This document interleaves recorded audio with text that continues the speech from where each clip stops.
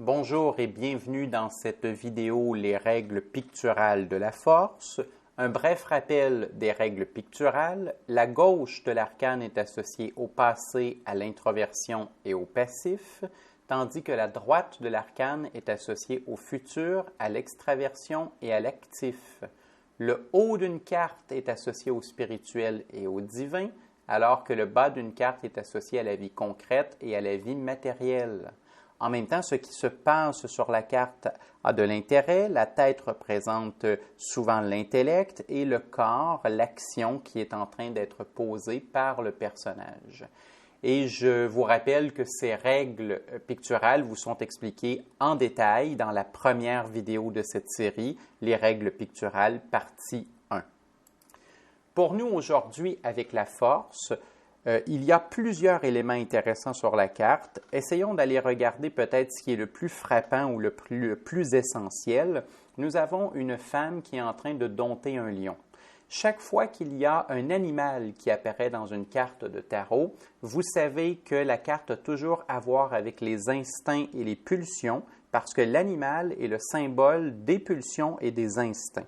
Avoir un personnage qui est en train d'essayer de dompter la gueule d'un lion, c'est nécessairement, en quelque part, sur un plan métaphorique, est en train de dire qu'on a un personnage qui veut dompter ses instincts et qui veut dompter ses pulsions. Ce qui est intéressant aussi par rapport aux règles picturales, c'est de voir que le lion va débuter en quelque part sous la robe de la force. On remarque que le lion ne déborde pas de ce côté-ci. On ne le voit pas du tout entre la tranche de la carte et la fin de la robe de la force, ce qui symbolise que le lion entre entièrement à l'intérieur des cuisses de cette femme, ce qui nous amène évidemment à concevoir que le lion est un lion intérieur.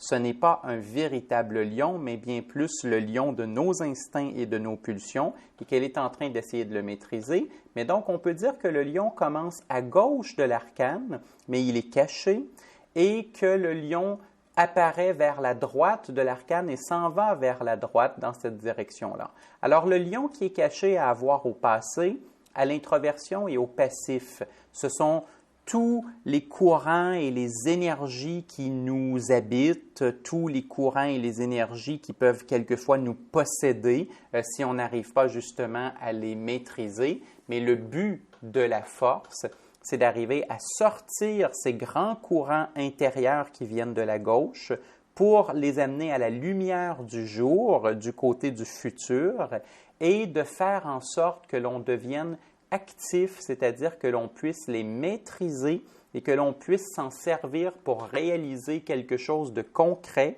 quelque chose qui ne sera plus intérieur, mais qui sera bel et bien extérieur, et quelque chose qui va être concret au point où le lion a un pied sur la vie matérielle, et même la force a sorti son pied dans dessous de sa robe pour aller toucher vers le concret et la vie matérielle. Alors, on veut sortir de grands courants pour les maîtriser et pour en faire une réalisation extérieure, concrète et matérielle. Et c'est entre autres pourquoi on associe souvent la force aux travailleurs autonomes, aux propriétaires de son entreprise, à quiconque est en contrôle d'une forme d'énergie, quiconque est en train d'entreprendre quelque chose, façonner quelque chose, dompter quelque chose, réaliser quelque chose, mais aussi elle est souvent associée à une forme de créativité, c'est-à-dire qu'elle peut représenter l'artiste qui est en train de puiser à l'intérieur de lui pour être capable de créer quelque chose de beau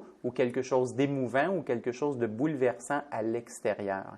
Et comme on pige dans le passé, pour être capable de le dompter et de se tourner vers l'avenir, ça sera aussi une carte qui va être souvent associée sur un plan thérapeutique à un travail un peu psychanalytique ou à tout le moins à un travail sur soi, sur ses émotions, sur ses souvenirs, sur ce qui nous habite, parce que ce que l'on veut, c'est ne plus être le pantin de son passé, mais plutôt être l'architecte de son futur avec la force. Alors ça, c'est très, très important.